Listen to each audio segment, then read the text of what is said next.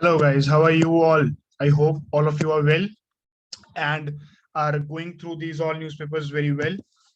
And I hope that my videos are making this Hindu articles reading easy for you. कोई आपकी तरफ से feedback है तो I will be very happy to know that. So आज हम 30th मई का ये न्यूज़पेपर का एडिटोरियल देखेंगे हिंदू का. थोड़ा सा टफ है, थोड़ा सा भारी भरकम है, मैं कहूंगा. आप सबने शायद रीड किया होगा तो आपको पता भी चला होगा, लेकिन we will make it very easy, कोई दिक्कत वाली बात नहीं है. हाँ, और एक ये भी है कि I am so sorry for this कि थोड़ा लेट हो गया है आज की video, but I hope you will enjoy. So थोड़ा सा रीड करना शुरू करते हैं. सी, सबसे पहले जो राइटर है वो बात करता है कि ग्रेट पावर राइवलरीज जो हैं वो वापस आ गई हैं. ठीक है, तो इसमें बेसिकली मैं आपको थोड़ा सा समरी में बताऊं. बेसिकली वो बात क्या कर रहा है कि रशिया जो यूक्रेन में वॉर वगैरह कर रहा है, ये ऑलमोस्ट हिस्ट्री में 100-125 साल पहले ऐसा ही कुछ और भी हुआ है.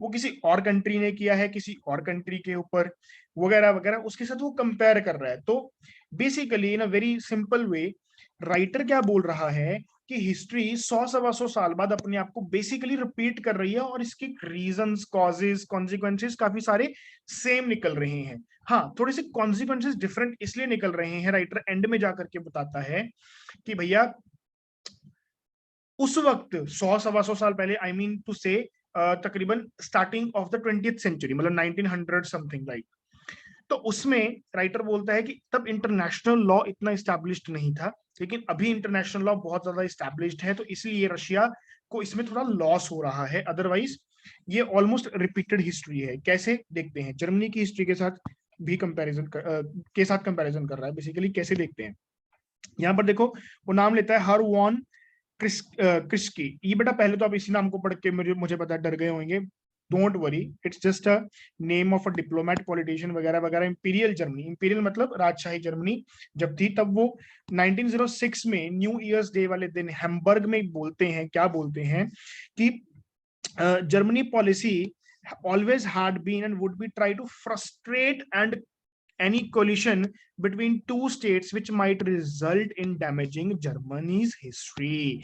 बेसिकली क्या है बेटा, 1906 में ये फॉरेन मिनिस्टर या फॉरेन सेक्रेटरी कह सकते हैं उस वक्त बनते हैं जर्मनी के, और बनते ही वो न्यू ईयर वाले दिन क्या बोलते हैं कि जर्मनी का अब आगे क्या रहेगा. ऑब्वियसली है ना, कोई भी मंत्री, प्रधानमंत्री वगैरह जब बनता है तो वो बताता है कि हम आगे क्या करने वाले हैं.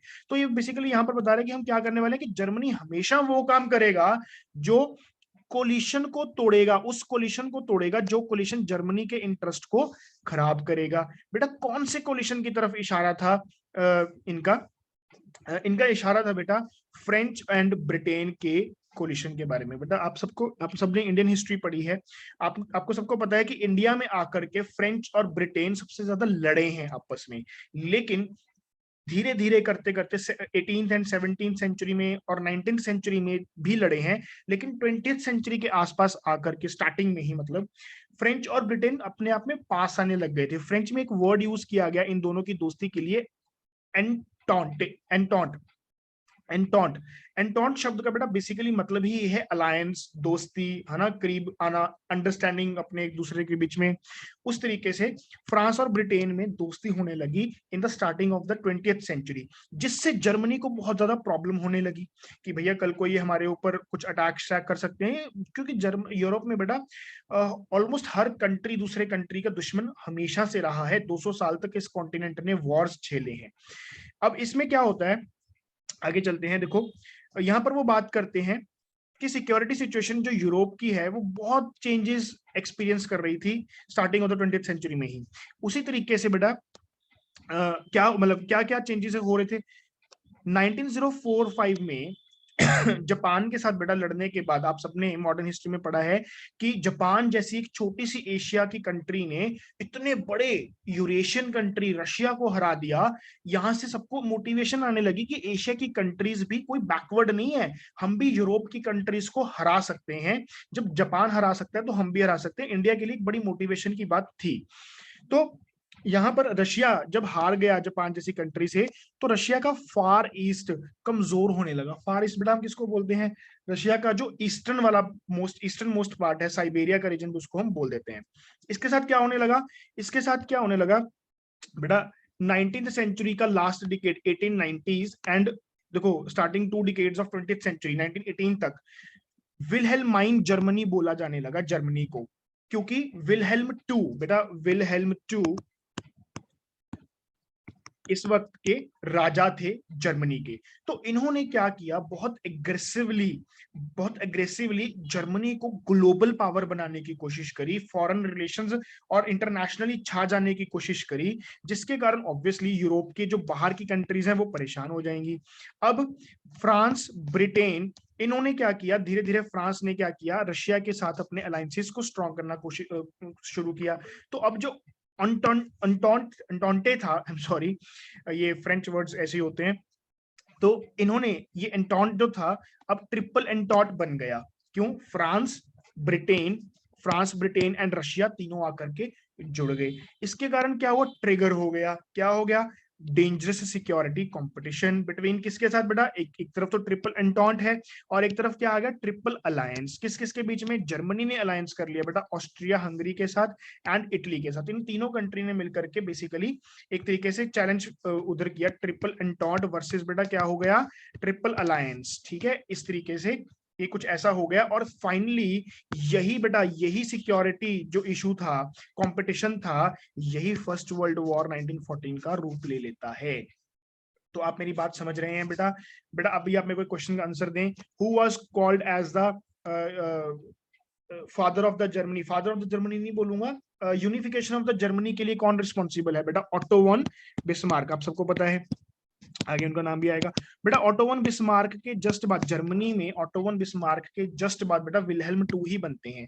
तो बेसिकली आगे हम देखते हैं, आगे में क्या पता चलेगा कि ऑटो वन बिस्मार्क जो हैं, जैसे ये यूनिफिकेशन ऑफ जर्मनी, बेटा यूनिफिकेशन ऑफ जर्मनी का क्या मतलब है कि इससे पहले जर्मनी एज अ कंट्री कभी नहीं था। ठीक है, जर्मनी बहुत सारे एम्पायर्स, बड़े बड़े एम्पायर्स में बटा हुआ था। जैसे आप इंडिया के बारे में आप समझे, अगर कहीं मराठास हैं, कहीं वो हैं अपने पंजाब के अवध वाले हैं, पंजाब वाले हैं, मुगल्स हैं वगैरह वगैरह। ठीक है तो उसके बाद क्या हुआ? यूनिफिकेशन ऑफ इंडिया किया गया, पॉलिटिकल यूनिफिकेशन ऑफ इंडिया किया गया बाय द ब्रिटिशर्स। उसके बाद है ना प्राइम मिनिस्टर्स वगैरह हमारे इंडिया के बनने लगे। तो यहां पर क्या है? ऑटो वन बिस्मार्क ने यूनिफिकेशन ऑफ जर्मनी किया, कि जो जर्मन स्पीकिंग पीपल हैं भैया, जहां जहां वो जिस जिस रीजन में रहते हैं, उसको हम जर्मनी कंट्री बोलेंगे। तो जब ये जर्मनी का प्रेसिडेंट बनता है बेटा, तो ये क्या करता है?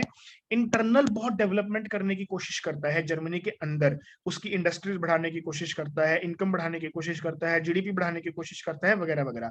और इनके जस्ट बाद बेटा प्रेसिडेंट कौन बनता है? Wilhelm two. तो अब जब अंदर कंट्री के अंदर बेटा स्ट्रेंथ आ जाती है, थोड़ा पैसा आ जाता है, तब फिर कंट्री के प्रेसिडेंट, लीडर्स वगैरह कंट्री के बाहर देखना शुरू करते हैं, अपने आप को ग्लोबल बनाने की कोशिश करते हैं। और ऐसा ही कुछ विल्हेल्म टू ने किया।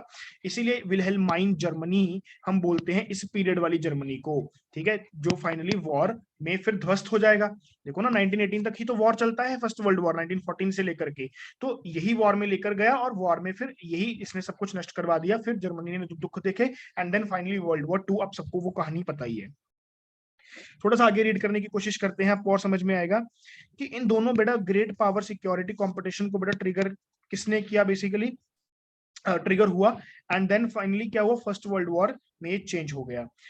बेसिकली किस चीज ने ट्रिगर किया? अगर उसको फिर से बोलना हो तो Wilhelmine Germany as a military and industrial power उभर चुका था और इसने ट्रिगर किया। और बाहर की जो कंट्रीज वगैरह हैं, फ्रांस, ब्रिटेन वगैरह वगैरह, उन सबको दुख पहुंचेगा ही। यहाँ पर देखो लिखा हुआ है ऑटो वन बिस्मार्क इसके मिनिस्टर थे, प्रेसिडेंट थे वगैरह वगैरह ऑफ प्रूशिया, सितंबर 1962। राइट, सितंबर 1962 में वो प्रेसिडेंट बनते हैं प्रशिया के। देयर वाज तब नो यूनिफाइड जर्मन स्टेट था, तब जर्मन स्टेट था ही नहीं। ठीक है, Prussia was a part of the loose ineffective German confederation. वही जैसे मैंने आपको बताया, पेशवास की भी जैसे मराठास की भी जैसे कॉन्फेडरेशन थी, है ना, आप सबको पता है। बट सिंपली स्पीकिंग कि कोई जर्मन कंट्री नहीं था। अब Otto von Bismarck adopted an aggressive foreign policy, fought and won 3 Wars.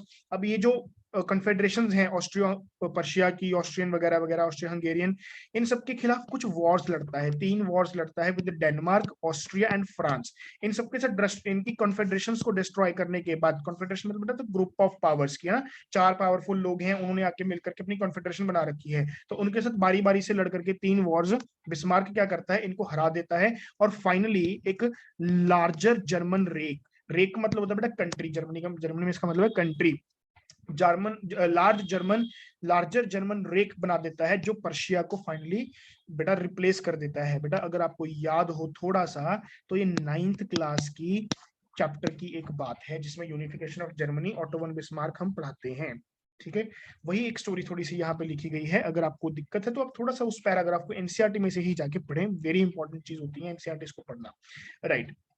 But any how, I hope आपको समझ में आ गया होगा कि प्रशिया का ये बनता है, देन ये वॉर लड़ता है, किस किस के अगेंस्ट लड़ता है बेटा, फिर से देख लें एक बार, डेनमार्क के खिलाफ, ऑस्ट्रिया के खिलाफ, एंड देन फ्रांस के साथ, और इनको डिस्ट्रॉय करने के बाद जर्मन कंट्री बना देता है, वेरी सिंपल।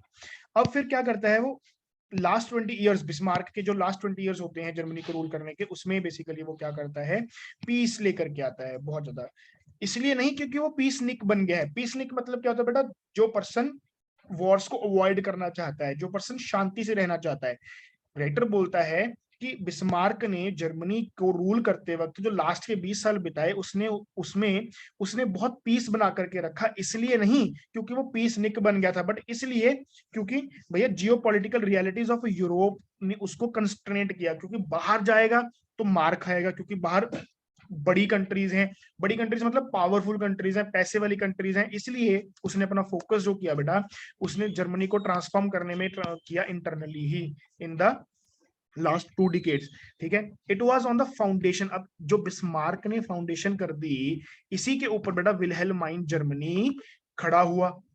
क्या जर्मनी को बना दिया विल्हेल्माइन ने, विल्हेल्म ने क्या बना दिया बेटा, वेल्ट पॉलिटिक बना दिया। बेटा वेल्ट पॉलिटिक का मतलब क्या है, वेल्ट वेल्ट शब्द का बेटा मतलब होता है जो फॉरेन, ग्लोबल, इंटरनेशनल पॉलिटिक्स में जाना चाहे, इंटरनेशनल पावर बनना चाहे, इंटरनेशनल पॉलिसीज अपनी तरीके से बनाए, यहाँ पर मैंने लिख दिया, आप देख सकते हैं। इसके अगेंस्ट बेटा जो ऑटो वन बिस्मार्क का पॉलिटिक था, वो था रियल पॉलिटिक। बेटा यहाँ पर मैं लिख देता हूँ थोड़ा सा, आपके अगर पॉलिटिक्स में आप जाना चाहते हैं, पॉलिटिकल साइंस पढ़ना चाहते हैं आगे चल करके, तो आपको ये वर्ड्स जरूर दिखेंगे। बेटा सॉरी, पहला शब्द है realpolitik, realpolitik, politik बोलते हैं इसको वैसे, और ये है वेल्ट पॉलिटिक। वेल्ट पॉलिटिक बेटा बेसिकली क्या है, when country wants to be the global power, when country wants to have a very aggressive foreign policy. Realpolitik बेटा होती है कि यार आप अपनी सच्चाइयों को तो समझें, आपके देश के अंदर इतनी गरीबी पड़ी है, आपके देश के पास इतने पैसे नहीं है, तो वैसा कुछ आप पॉलिसीज बनाएं, जब तो उसको रियल पॉलिटिक बोलते हैं। तो ऑटो वन बिस्मार्क ने प्रेसिडेंट बनने के बाद बेटा ये वाली पॉलिटिक्स अपनाई, और वेलहेल्म ने बेटा ये वाली पॉलिटिक्स अपनाई, यही डिफरेंस है। लेकिन हाँ ऑब्वियसली वेलहेम ये वाली पॉलिटिक्स इसलिए अपना पाया बेटा क्योंकि उसको ये फाउंडेशन ऑलरेडी मिल चुकी थी, जर्मनी एक स्ट्रॉन्ग कंट्री के रूप में उसको मिल चुका था। अब आगे देखते हैं बेटा, यहाँ पर क्या बोल रहा है कि हाँ, अगर बिस्मार्क ने एक weak loosely connected group of German speaking को 1862 में वो उसको मिला, इनहेरिट किया उसने, वैसे ही अगर हम कंपेयर करें तो रशिया के प्रेसिडेंट व्लादिमीर पुतिन को 2000 में एक pale shadow of Soviet union मिला। यहां से राइटर बड़ा अच्छा कंपैरिजन शुरू करता है, आपको मजा आ जाएगा, ध्यान से सुने, थोड़ा सा अपना धैर्य बना करके रखें, पेशेंस बना करके रखें। मैं फिर से पढ़ता हूं इस लाइन को बेटा, कहता जिस हिसाब से ये बोल रहे हैं कि जिस हिसाब से बिस्मार्क को जर्मन स्पीकिंग लोगों का एक लूजली कनेक्टेड ग्रुप सा मिला था, बहुत ज्यादा स्ट्रांग नहीं 1862 में, लेकिन उसको उसने फिर खड़ा कर दिया इंटरनली फोकस करके बहुत ज्यादा। उसी तरीके से ये बोलता है कि व्लादिमीर पुतिन ने रशिया जो उसको 2000 में मिला था एज अ प्रेसिडेंट, उसके बने बेसिकली वो, तो तब उस वक्त रशिया जो था सोवियत यूनियन का जो प्रेडिसेसर है रशिया का, सोवियत यूनियन, वो रशिया सोवियत यूनियन का एक पेल शेडो, हल्की सी शेडो था, not as strong as Soviet Union, क्योंकि सोवियत यूनियन कोल्ड वॉर के टाइम पर यूएसए को टक्कर देने वाला एक कंट्री था, जिसके बीच में है ना कोल्ड वॉर हो रहा है। और अब रशिया जो 2000 में उसको मिला है व्लादिमीर पुतिन को, तो वो स्ट्रॉन्ग सोवियत यूनियन का एक पेल शेडो मिला है। और रशिया अपनी बहुत सारी टेरिटरीज वगैरह खो चुका है, इकोनॉमी उसकी फ्री फॉल करती जा रही है। उस वक्त की बात कर रहे हैं ये 2000 की, ठीक है। करेंसी उसकी क्रैश हो चुकी है, living standard of millions of Russians collapse हो चुके हैं, ग्लोबल स्ट्रक्चर ऑफ कंट्री खत्म हो चुका है जो पोस्ट कोल्ड वॉर के बाद उसका जो सारा ये सब कुछ खराब हो चुका है। It have become a very devastated country after so much of insult of 1991, जिसमें सोवियत यूनियन टूट जाता है। तो इसी तरीके से जैसे अब राइटर देखो क्या बोल रहा है कि जैसे बिस्मार्क ने अपने बहुत सारे साल लगाए पावर एक्सपेंडिंग में, बॉर्डर्स ऑफ जर्मनी को बढ़ाया, उसको स्ट्रांग बनाया, उसकी इकोनॉमी को स्ट्रांग बनाया, तो उसके successor took further to challenge the existing great power. उसके बाद बिस्मार्क के बेटा सक्सेसर्स ने यूरोप की बाहर की पावर्स को चैलेंज किया। तो इसी तरीके से बेटा ये बोल रहा है कि कोल्ड वॉर के बाद रशिया ने इनिशियली किस पे फोकस किया कि हम कंट्री को रीस्टोर कर लें, कंट्री की इकोनॉमी को रीस्टोर कर लें, बढ़ा लें, इसकी बॉर्डर्स को थोड़ा बहुत बढ़ा लें, और फिर और चैलेंज करें थोड़ा सा बैलेंस ऑफ पावर्स को। जैसे कि उसने पहले क्रीमिया को हथिया लिया, फिर अब यूक्रेन को हथिया लिया, तो बॉर्डर्स अपनी एक्सपैंड कर रहा है बेसिकली, क्योंकि अभी रशिया को ये लगता है, या व्लादिमीर पुतिन को ये कहें कि ये लगता है कि अभी भैया हम अंदर से काफी अच्छे स्ट्रांग बन चुके हैं। अब एग्जिस्टिंग ग्रेट पावर्स क्या है बेटा यूरोप में इस वक्त? उस वक्त कौन सी थी? उस वक्त कौन सी थी ग्रेट पावर्स? फ्रांस, यूके, है ना, ऑस्ट्रिया, फ्रांस, यूके, एंड यहाँ पर हमने ट्रायंगल में कौन सा पढ़ा था बेटा? ब्रिटिश, ऑब्वियसली, ना, राइट। तो उनको चैलेंज किया जर्मनी, उभरते हुए जर्मनी ने। अभी रशिया किसको चैलेंज करेगा? ऑब्वियसली यूएसए को, यूरोप को, नाटो फोर्सेस को, अब वो उनको चैलेंज करेगा, राइट। अब जैसे थोड़ा सा आगे पढ़ते हैं, saw Germany as a threat to Europe's balance of power, obviously, right, and joined hands to contain its rise, ठीक है। Germany on the other side saw the formation, क्योंकि एंटॉन्ट बना रहे हैं आप उधर वाली साइड, तीनों कंट्रीज मिलकर के, तो इसलिए मुझे ऐसा लग रहा है कि जर्मनी की एग्जिस्टेंशियल थ्रेट हो रही है, इसलिए उसने इस अलायंस को वीक करने की कोशिश करी।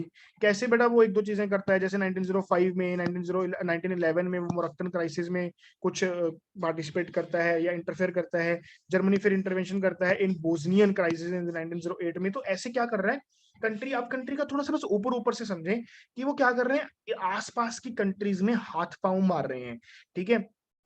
और if Germany was seen as a revisionist power back, then Vladimir Russia is today's revisionist power. अगर तब जर्मनी खड़ा हो रहा था अपनी पावर में दोबारा, उसी तरीके से आज रशिया खड़ा हो रहा है। अगर तब जर्मनी ट्रायोंटे से इनसिक्योर फील करता था एज क्रिस्की वॉन्ड इन 1906, जैसे उसने अभी स्टार्टिंग में बोला था ना कि अगर हमने जर्मनी का कोई एक काम पड़ा है तो वो ये पड़ा है कि हमने हर उस कोलिशन को तोड़ देना है जो जर्मनी के अगेंस्ट जाएगा। उसी तरीके से रशिया आज बेटा बड़ा कॉन्स्टेंटली वॉइस करता है इस बात के ऊपर कि नाटो ये हमारे लिए एग्जिस्टेंशियल थ्रेट हमें लगता है, क्योंकि आप बिल्कुल हमारे पड़ोस में आकर के बैठ गए हैं। नाटो को नाटो में हर कंट्री को ले रहे हैं जो हमारी कंट्री के बिल्कुल पास है, कल को वॉर करवा देंगे, ठीक है।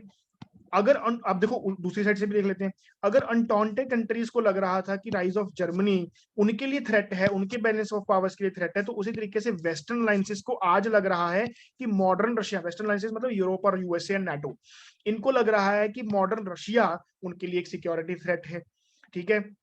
Even after collapse of Soviet union, यही सबसे बड़ी बात है कि भैया सोवियत यूनियन का कोलैप्स आपने देख लिया है, वो बिल्कुल टूट गए हैं, अभी भी आपको उनसे डर लगता है, बड़ी बात है, अच्छी भी बात है भैया, लगना भी चाहिए डर। तो अब देखो आगे, नाटोज एक्सपेंशन डीपन, अब नाटो बढ़ता जा रहा है तो रशिया को डर लग रहा है, ठीक है। सो दैट अब इसी कारण क्या हो रहा है, वो अग्रेसिव मूव्स ले रहा है।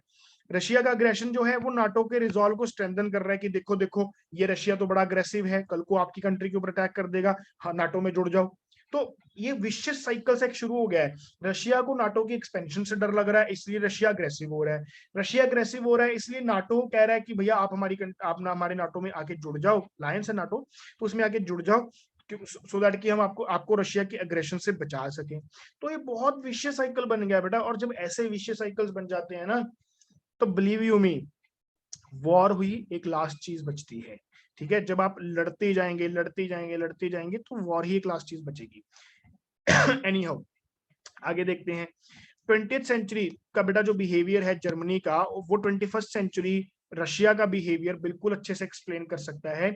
जैसे कि जॉन मर्शाइमर ने बोला है ऑफेंसिव रियलिज्म। जॉन मर्शाइमर की एक शब्द है बेटा ऑफेंसिव रियलिज्म, वो इसको बिल्कुल अच्छे से एक्सप्लेन कर रहा है। ऑफेंसिव रियलिज्म का बेसिकली मतलब क्या बेटा, ऑफेंसिव रियलिस्ट कौन होता है, जो ये कहे कि रिविजनिस्ट पावर्स जो हैं वो हमारी बैलेंस ऑफ पावर्स को रीराइट करेंगी और फोर्स से रीराइट करेंगी। बेसिकली बेटा क्या है कि यार सामने वाली कंट्री है जो हमारी दुश्मन है, वो अपनी फोर्स बढ़ा रही है, आर्मी बढ़ा रही है, डिफेंस की पावर्स बढ़ा रही है, तो इसका मतलब क्यों बढ़ा रही है, why they are spending so much of money, क्योंकि शायद इसलिए वो कल को by force, by use of force, balance of power जो बना हुआ है आज हमारी तरफ झुका हुआ है, जो कि वो कल को उसको चैलेंज करेंगी। This is called offensive realism. मतलब ऑफेंसिव जो चीजें हो रही हैं उसको देख करके आप समझें कि रियलिटी क्या है। रियलिटी यही है कि वो कल को बैलेंस ऑफ पावर्स को दोबारा से रिलेट करने की कोशिश करेंगी। देन फाइंड, वो वाले सर्कमस्टेंसेस फाइंड करते हैं फिर जो फेवरेबल हो वाइल द स्टेटस को पावर्स और द एग्जिस्टिंग जो ऑलरेडी पावर में होते हैं बेटा, वो क्या देखते हैं कि कैसे इन उभरती हुई नई कंट्रीज को बिल्कुल खत्म कर दें, बिल्कुल ही खराब कर दें, सो दैट कि ये आगे बढ़ ही ना पाए। अब रिजल्ट क्या होता है, परमानेंट राइवलरी। मेरी बात समझो, उभरती हुई पावर को देख करके दूसरी कंट्रीज को क्या लगेगा कि भैया ये बैलेंस ऑफ पावर्स को आज हमारे जो हमारी तरफ है, हम पावरफुल है। जैसे यूएसए को उभरता हुआ चाइना क्या लग रहा है कि चाइना कल को सुपर पावर बनने के लिए अग्रसर हो रहा है, बड़ा अमीर बन रहा है, कल को हमें रिप्लेस कर देगा। तो अब यूएसए क्या चाहेगा कि भैया ये टूट जाए, ये खराब हो जाए, ये वीक हो जाए। तो इसके कारण क्या होगा, परमानेंट राइवलरीज पड़ जाएंगी, कंफ्लिक्ट हो जाएगा और फिर फाइनली वॉर ही बचता है। अब कहता पुतिन के आप ऑफेंसिव मूव्स की तरफ देखो, कैसे ये अपनी रेपुटेशन बढ़ाने के लिए इधर उधर बहुत हाथ पांव मारते हैं, जैसे तब जर्मनी मार रहा था इधर उधर। जैसे कहता इन्होंने पहले अपने जॉर्जिया में ट्रूप्स भेजे, practically ending countries NATO ambition. अब जॉर्जिया सोच भी नहीं सकता अपने सपने में कि वो कभी नाटो ज्वाइन करेगा, क्योंकि नाटो जॉर्जिया में इसने अपने ऑलरेडी ट्रूप्स भेज दिए हैं। अगर उसने कुछ सोचा भी तो अपने उधर ट्रूप्स ऑलरेडी प्लेस्ड हैं, कंट्री खत्म कर देंगे। देन इसने क्रीमिया को उठा लिया, उसके साथ वॉर लड़ा, या वॉर लड़े बिना ही उसको बेसिकली अपने कब्जे में ले लिया। फिर कहता ये सीरिया में इसने अपने ट्रूप्स भेजे बशर अल असाद के रजीम को बचाने के लिए। बेटा यहाँ पे मैं आपको थोड़ा सा बता देता हूँ क्या था कि ये 2015 की बात है। बशर अल असाद वहां पर प्रेसिडेंट थे। तो एक्चुअली क्या है, सीरिया और इराक दोनों कंट्रीज आसपास ही हैं। इन दोनों कंट्रीज में सबसे बड़ी प्रॉब्लम रहती है इस्लामिक स्टेट की, आईसिस की। आपने कभी ना कभी सुना होगा। आईसिस वाले क्या बोलते हैं कि इराक और सीरिया का पार्ट्स जो है कुछ कुछ हमारे हैं, बल्कि उनकी फुल फॉर्म ही ये थी बेटा, आईसिस की फुल फॉर्म ही ये है, Islamic state of Iraq and Syria. कि इराक और सीरिया के कुछ कुछ पार्ट्स जो हैं वो उनके नहीं है, वो हमारे हैं। तो वहां पर बेसिकली रहता भी कब्जा आईसिस का ही है, वहां पे सिविलियन गवर्नमेंट जा ही नहीं सकती। तो वो जो चैलेंज कर रहे हैं, आईसिस वाले जो चैलेंज कर रहे थे बेसिकली बशर असद के रजीम को, उनकी प्रेसिडेंटशिप को, तो उसको बचाने के लिए रशिया ने वहां पर अपनी आर्मी भेजी। पहले भेजी थी ऐसी भेजी थी थोड़ी बहुत हेल्प करने के लिए, है ना, ट्रूप्स दे दिए या थोड़े बहुत जहाज वगैरह दे दिए, मिसाइल्स वगैरह दे दी। बाद में बशर अल असद ने बेटा फॉर्मली रिक्वेस्ट कर दी थी कि भैया हम रिक्वेस्ट कर रहे हैं रशिया से कि आप पूरी पूरी फोर्स भेजें। तो बहुत ज्यादा फोर्स भेजती थी, आज भी ये वहीं पर है। तो और बशर अल असद को मतलब सीरिया के ऊपर बेसिकली एक तरीके से रशिया ने कब्जा कर लिया। तो ऑब्वियसली अब रशिया को लगेगा कि यार वाह भाई वाह, हमारी तो टॉर बड़ी है, हम तो कब्जा कर रहे हैं इधर उधर, हम expanding as a global power, right, you are understanding that. उसके बाद बेटा कहता बशर अल असद के सीरिया में आर्मी भेजने का ये तो मतलब था ही था कि टार्टस नाम का बेटा एक वहां पे पोर्ट सिटी है जहां पर नेवल बेस बना हुआ है रशिया का, मेडिटेरेनियन सी में, सीरिया के नॉर्दर्न पार्ट में है ये। वहां तो कहता उसको तो बचाना था ही था, बट ऑल्सो कहता उसने टर्की को भी न्यूट्रलाइज किया, उसने इजराइल को भी न्यूट्रलाइज किया कि खबरदार ध्यान में रहे कि सीरिया के तुम नेबर तो हो, लेकिन ध्यान में रहे कि रशिया अभी जिंदा है, रशिया अभी भी बहुत स्ट्रॉन्ग पावर है, आप बहुत ज्यादा यूएसए की तरफ ना झुके। टर्की एंड इजराइल बेटा were the born friends of the USA, but आजकल टर्की अपना स्टांस चेंज कर रहा है, नो डाउट। उसके बाद सेंट्रल एशिया में उसने अपना सिक्का कैसे जमाया, उसने नगोर्नो काराबाख रीजन में बेटा अपनी फोर्सेस को भेज करके वहां पर मतलब कि उनका समझौता करवाया। किसका समझौता करवाया, अजरबैजान का और अर्मीनिया का। मैं थोड़ा सा दिखाता हूँ, अगर मेरे पास यहाँ पे मैप खुला होगा, राइट ये रहा। बेटा यहाँ पर आप देख सकते हैं, यहाँ पर थोड़ा सा मैं इसको पिन कर लेता हूँ, राइट। ये देखो बेटा, ये अजरबैजान कंट्री है, राइट, ये, and this is Armenia, right. Caucasus countries इसको बोलते हैं बेटा, जॉर्जिया भी उसमें ही है, तीनों कंट्रीज को हम कोकेकस कंट्रीज बोलते हैं। तो बेटा यहाँ पर जो है ना, यहाँ पर एक लैंड लॉक्ड एरिया है इतना सा, जिसको हम ये बोलते हैं Nagorno Karabakh area of Azerbaijan. Azerbaijan का ही एरिया ये, अजरबैजान इसको क्लेम करता है कि भाई मेरा एरिया है, लेकिन ये यहाँ पर रहने वाले कुछ लोग अपने आप को independent as a country declare करना चाहते हैं। और इसमें प्रॉब्लमेटिक ये क्या है कि पड़ोसी मजे लेता है, अर्मेनिया ने इसको रिकॉग्नाइज कर दिया कि हाँ भाई हाँ, हम इसको as a republic of Nagorno Karabakh मानते हैं, ये एक अलग कंट्री है। तो अब अजरबैजान और इसके बीच में क्या होगा भैया, लड़ाई होगी, इनके बीच में लड़ाई हो गई। तो इनमें जब लड़ाई हो गई तो आप देख सकते हैं, मैं इसको एक सेकंड के लिए बंद करता हूं, ये देखो आप देख सकते हैं बेटा, ये जो बाउंड्री है, ये किसकी है, ये वाली बाउंड्री, आपको अगर पॉइंटर मेरा दिख रहा है तो आप शायद यहाँ पे देख पा रहे होंगे, ये बाउंड्री बेटा रशिया की इधर से लग जाएगी। ये देखो यहाँ से ये रशिया की तरफ जाएगा, एक सेकंड मैं आपको अच्छे से दिखा देता हूँ, ये देखो,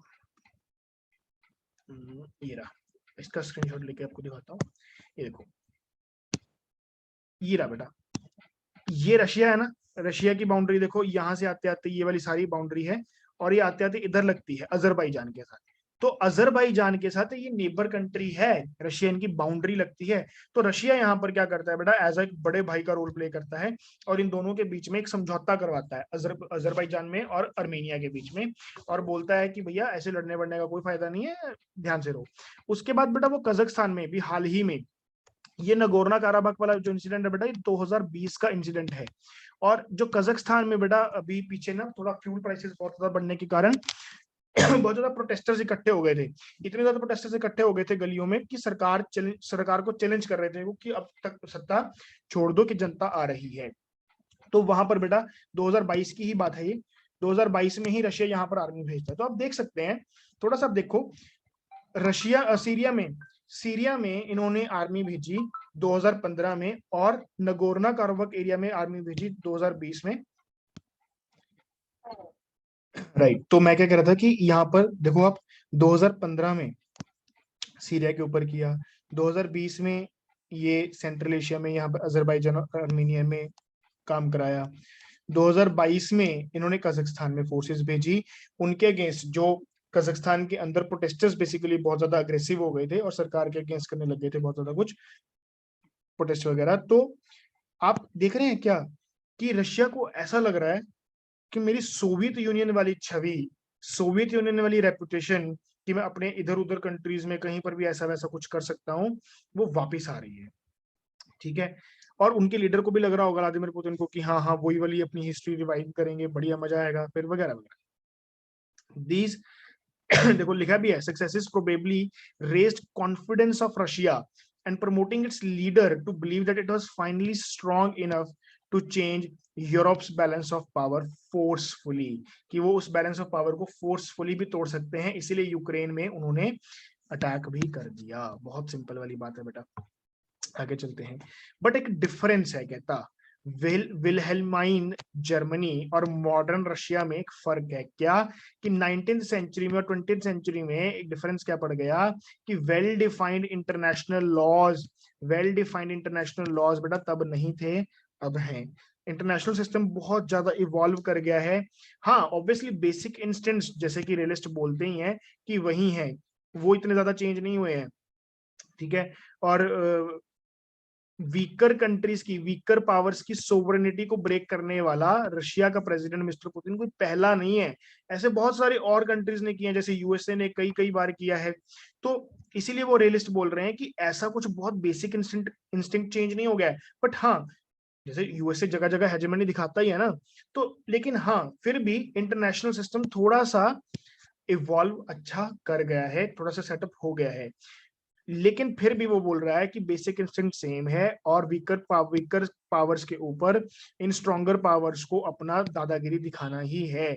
इसीलिए बेटा राइटर यहाँ पर एक बहुत बढ़िया चीज कोट करता है, वो कहता है कि एथेनियंस और मेलियंस के बीच में एक डायलॉग होता है जो पेलोपोनेशियन वॉर के तहत वो यहाँ पर बिल्कुल सेट बैठता है। क्या क्या डायलॉग होता है बेटा, the strong do what they can and the weak suffer what they must. बेटा ताकतवर वो करता है हर चीज जो वो कर सकता है, ठीक है, मैं जो भी कर सकता हूं मैं वो कर दूंगा। लेकिन जो वीक है उसको वो हमेशा वो चीज सहनी पड़ती है जो उसको सहनी ही पड़ेगी, उसका कोई ऑप्शन नहीं है।